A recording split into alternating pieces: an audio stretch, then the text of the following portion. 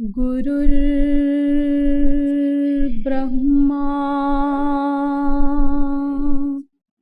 गुरुर्विष्णुः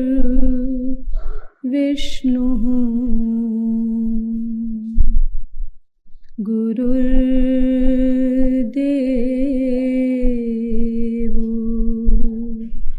महेश्वरः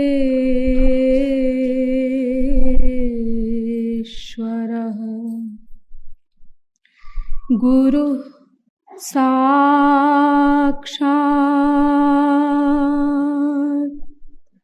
परब्रह्म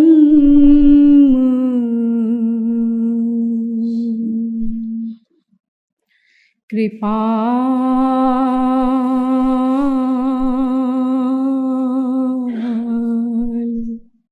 गुरवे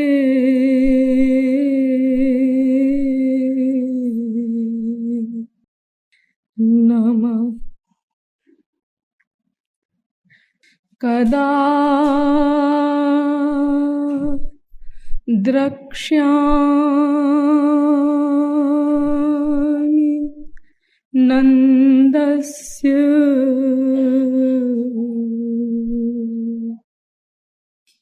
बालकम्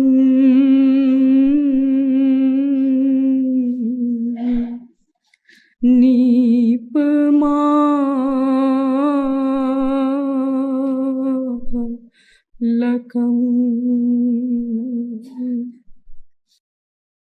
पालकम्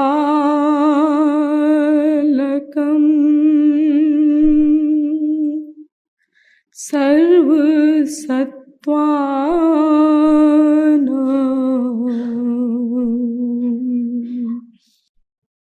लसत्तिलकभालकम्।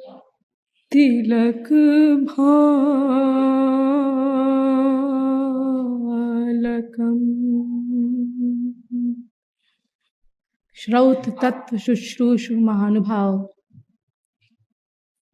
नियमानुसार पहले कुछ देर श्री हरिनाम संकीर्तन कर लीजिए, पश्चात विषय प्रारंभ किया जाएगा। भजो गिरिधर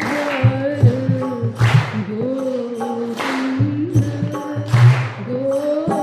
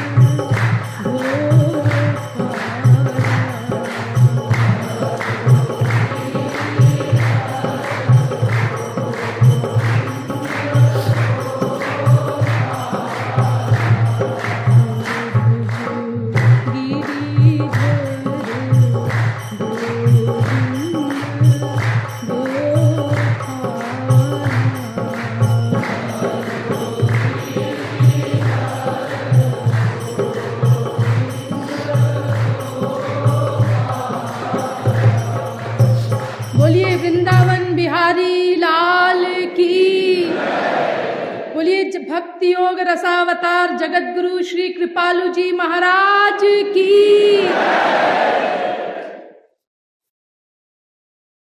अब आप लोग कृपया सावधान होकर बैठ जाएं।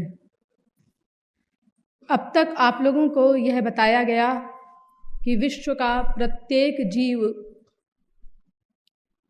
केवल आनंद ही चाहता है और उसी आनंद की प्राप्ति के हेतु ही अनादिकाल से सतत प्रयत्नशील भी है।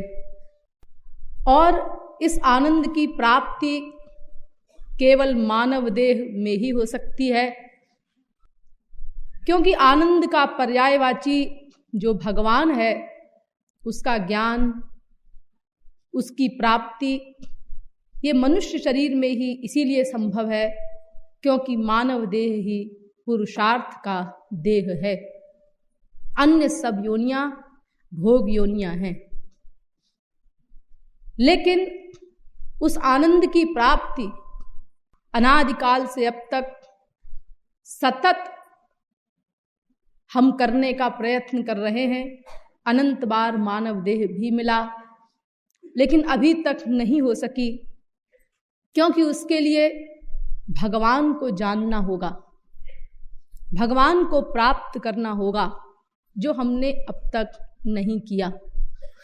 तो भगवान को कैसे जाना जाए, इसके लिए हम शास्त्रों वेदों में गए, लेकिन शास्त्रों वेदों ने हमको बताया कि भगवान को कोई नहीं जान सकता।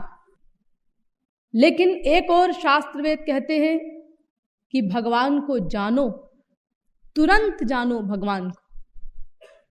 अथ यदिदमस्मिन् ब्रह्मपुरे दहरम पुंडरीकम वेश्म दहरोस्मिन् नंतराकाशस्तस्मिन् यदन्तस्तदन्वेष्टव्यम। इस हृदय में यानी शरीर रूपी नगर में जो हृदय रूपी घर है, उसमें जो ब्रह्म रहता है, जिसको मैंने आपको बताया था कि दहराकाश नाम से वो जाना जाता है ब्रह्म। इसको सिद्ध किया था कि कुछ लोग कहते हैं कि भाई ये दहराकाश, ये भूताकाश भी तो हो सकता है। तो आपके समक्ष वेद वेदांत के प्रमाण देकर के और लॉजिक से भी सिद्ध किया गया था कि ये भूताकाश नहीं हो सकता, क्योंकि उस दहराकाश में दो विशेषताएं वेद बताता है।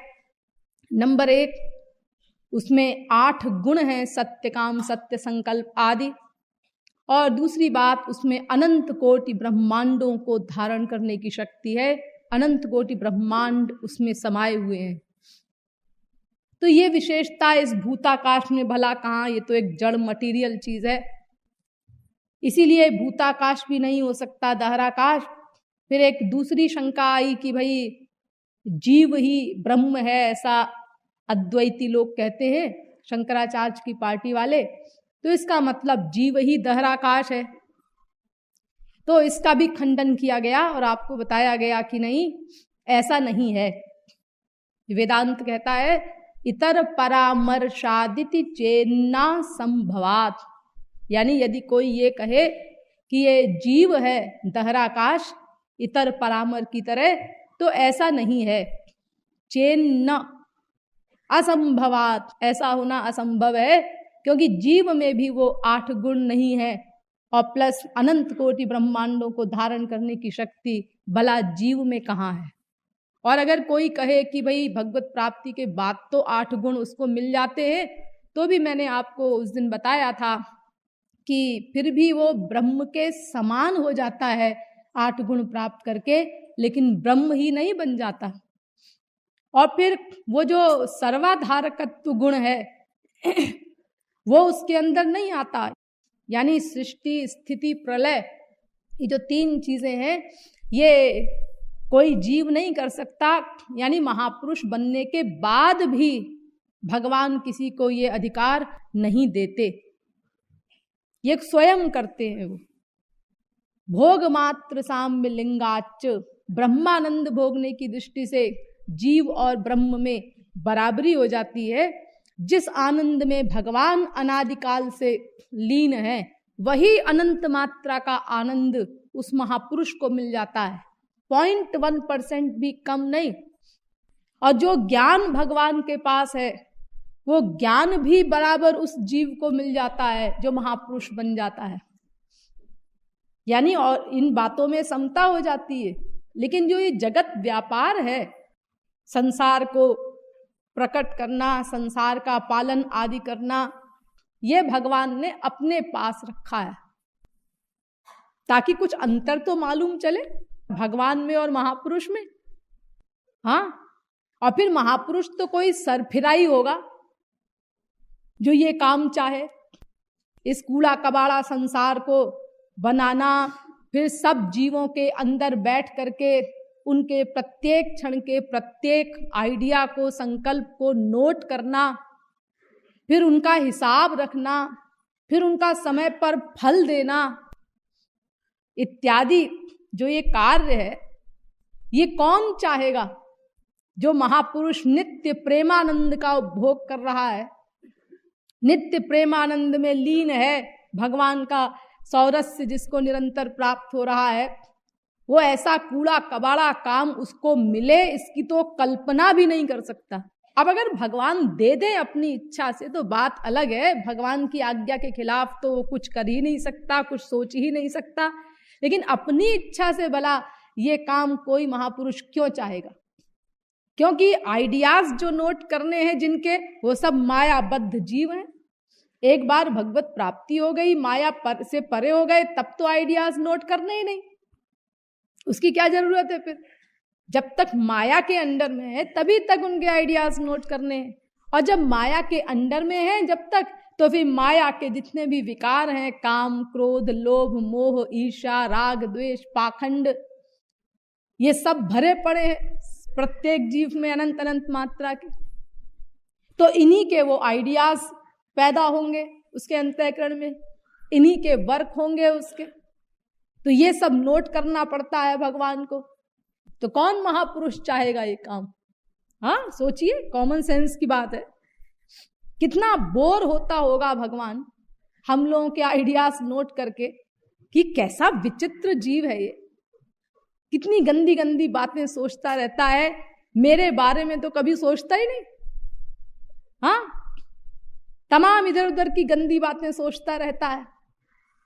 प्रवचन सुने बड़े बड़े हम लोगों ने, अनादिकाल से अब तक अनंत भगवान के अवतार आए, अनंत महापुरुष आए, सिर फोड़ी किए हम लोगों के साथ, लेकिन हम टस से मस नहीं हुए, हम अपनी जगह पर अडिग रहे।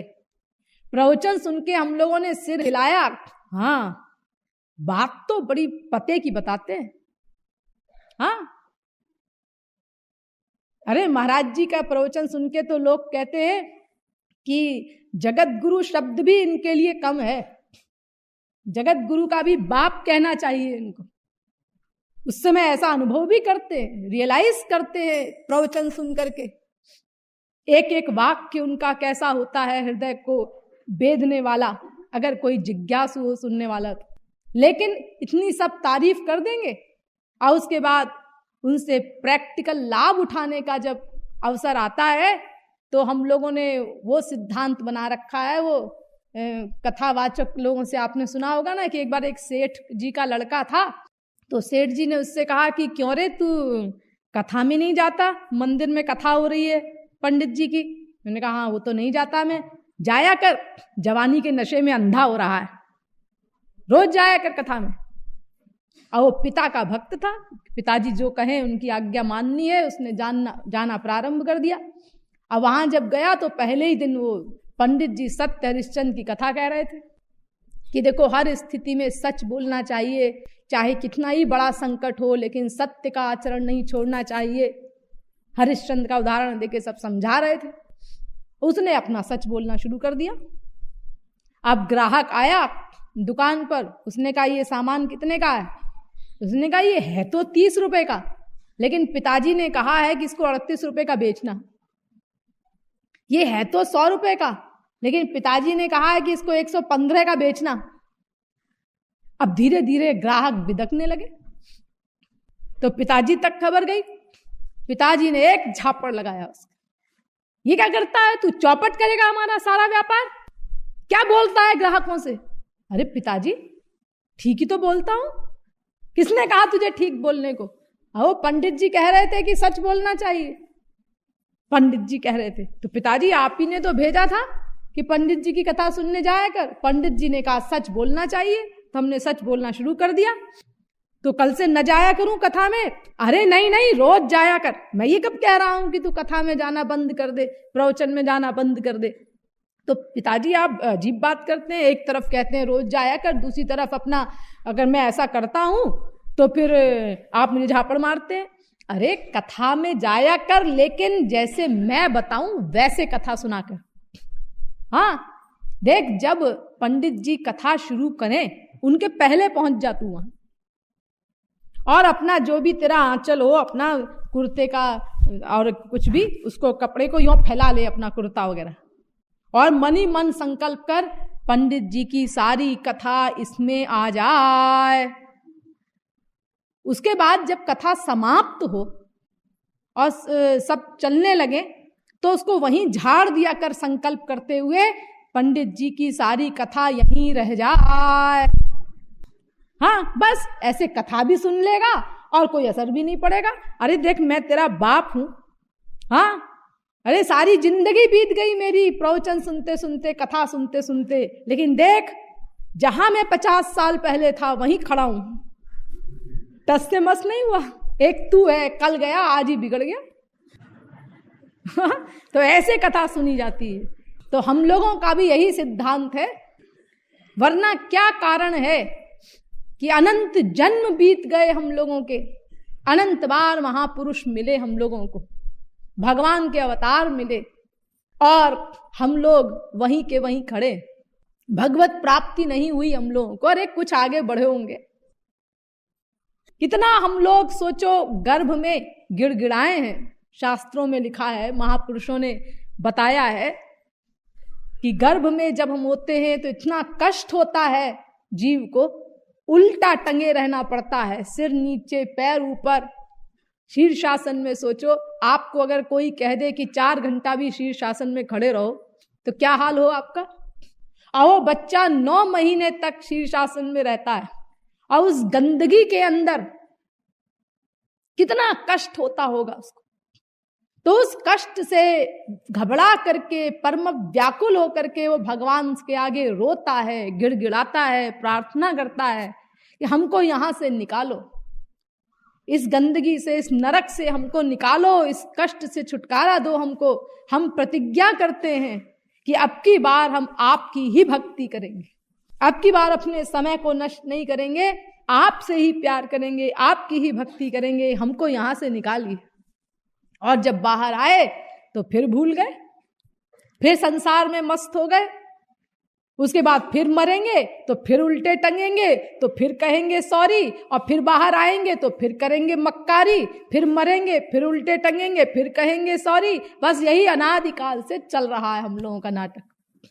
गर्भ में किए थे वादे गोविंद राधे, भक्ति ही करूंगा किंतु भूल गए वादे। राधा गोविंद गीत।